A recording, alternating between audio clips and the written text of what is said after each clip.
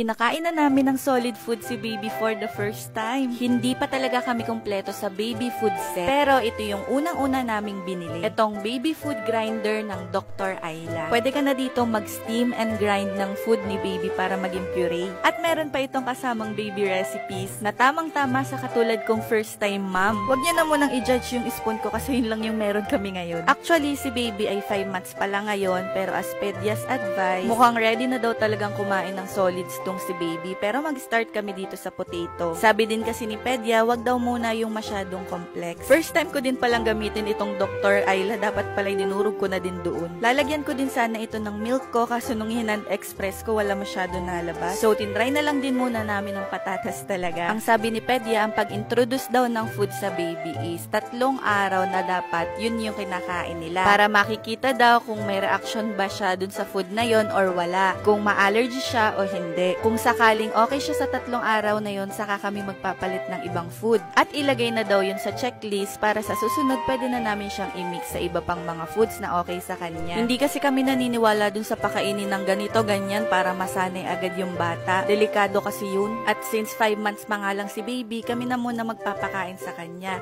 Siguro kapag 6 months, saka kami mag-start ng BLW. Kung gusto nyo din ng ganitong baby food grinder, i-check nyo lang sa yellow basket ko. Tiyan eh!